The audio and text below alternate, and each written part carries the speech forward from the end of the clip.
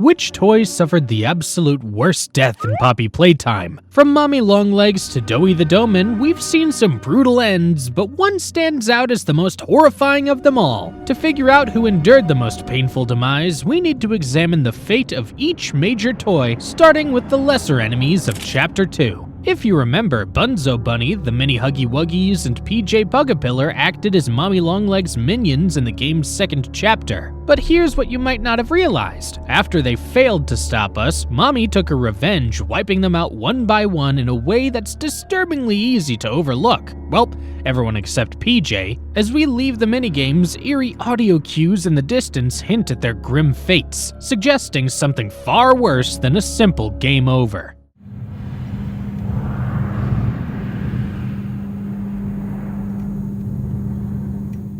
We also come across the corpses of Bunzo and the Mini Huggies, trapped in cobwebs after their respective deaths. Surprisingly, their bodies remain mostly intact, which suggests that despite the disturbing noises Mommy made while killing them, their deaths weren't particularly gruesome. This just seems to be part of her nature. After all, we heard those same unhinged, demonic sounds even when she was simply chasing us down, so all things considered, the side characters in Chapter 2 didn't suffer the worst fates. Mommy Longlegs, on the other hand, was a completely different story. She was literally ground alive, feeling the blades tear through her body, slicing through her skin and organs as her abdomen was crushed. Her agonized screams made it painfully clear just how much she was suffering. However, she was at least granted the relief of death when her body finally split in two before the prototype dragged her remains away. Needless to say, Mommy endured a far worse fate than any other character in Chapter 2, and all at the hands of the player. As for our next character, Miss Delight, her fate was also sealed by the player. By pulling a lever, they slammed a gate down on her, instantly severing some of her limbs and leaving behind a spatter of blood. But there's a key difference between Mommy and Miss Delight's deaths. Miss Delight's was instantaneous. Based on her complete stillness and silence after being crushed, it's likely she only felt pain for a fraction of a second,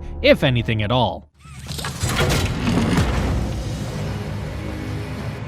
This makes her death seem less extreme compared to someone like DogDay, who arguably had one of the most tragic stories of any character in the game. After losing all of his friends, he had his legs torn off and was left hanging in a small cell, but the worst was yet to come. Right before our eyes, he was swarmed by a horde of mini smiling critters, infesting his body before he was ultimately used as a suit to hunt us down. This scene shook players to the core on a level no other moment in the game had, proving just how extreme his fate truly was. And with the blood-curdling screams of DogDay echoing throughout, it's no surprise that his death is regarded as one of the most horrific in Poppy Playtime. CatNap's demise is another that deserves this grim title. While his actual death was instantaneous, losing consciousness immediately after being stabbed through the mouth by the prototype, the circumstances surrounding it made it even worse. Not only was he betrayed by the very being he worshipped as a god, realizing far too late that he had never truly been cared for, but we also played a direct role in his fate. By striking him with our electrified green grab pack hand, we caused him to burst into flames, ensuring his end in a way that was as brutal as it was heartbreaking.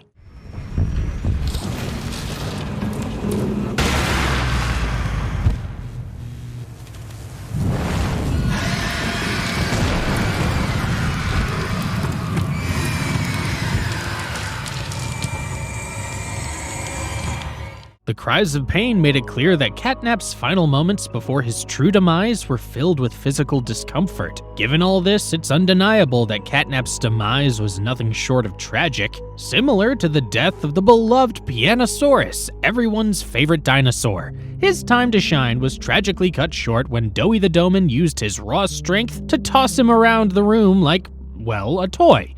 A trail of blood was left in his wake, and by the time Doey was finished, Pianosaurus had been decapitated. There's no denying that his death was brutal, not only in the literal way, but also in the sense that it resulted in more screen time for him in promotional material than in the actual game. A character who had significantly more screen time is Yarnaby, whose death was surprisingly similar to the first half of CatNap's. After attempting to hunt us down, the lion suddenly caught fire due to a burning pit below him. He fell right into it, still engulfed engulfed in flames. It's safe to assume that being burned alive while trapped on a hook, desperately trying to break free, was a traumatic experience for Yarnaby. His plummet into the pit where the heat originated would have been even more terrifying. However, in comparison to some of the other toys' deaths, Yarnaby's demise doesn't seem as bad, so the severity of his final moments really depends on how you look at it. Next, we move on to Yarnaby's master, the Doctor. Before the events of the game, he had been transformed into a cyborg, his organs scattered across various stasis chambers. A whole section of Chapter 4 was devoted to destroying these organic components, and the Doctor clearly felt every bit of it, which must have been painful, but that was nothing compared to the agony he experienced when we took his Omni chip, causing his brain computer to explode while he screamed in torment. The fact that we hear him yell out makes it clear that this was the most excruciating part of his final moments. What's interesting though is that the Omni chip doesn't immediately shut him down.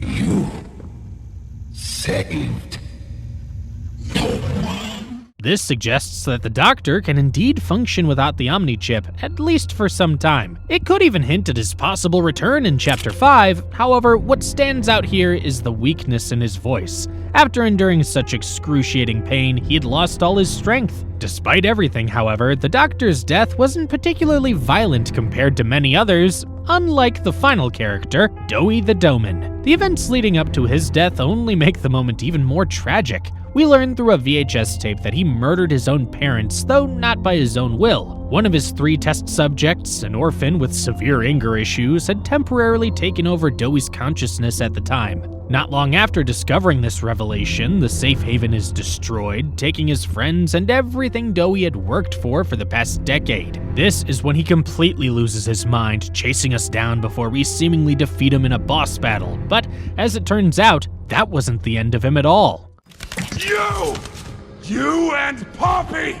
It's all your fault! This is where Doey finally meets his end. The player shoots a liquid nitrogen canister to disorient him, and with no other options, we're forced to drop a massive crusher onto the poor Doe man as he groans in discomfort. Using all his strength, he manages to hold the crusher up, preventing it from landing down on him, but this doesn't last long. His mind becomes overwhelmed with thoughts and emotions, and unable to focus, he finally lets go of the crusher. What follows is a slow, excruciating death right before our eyes that concludes with Doey apologizing for what he has done. Yet, the player simply moves on, leaving Doey's body to rot, presumably until the prototype comes along to take it away. So, as for who suffered the most awful death, I personally believe it was DogDay. He was forced to just hang there being eaten from the inside. It's an incredibly dark and grim way to go out. But of course, there are many contenders for whose end was truly the most horrific. Who do you think had the top 5 worst deaths? Let's hear it in the comments. Also, check out this next video here.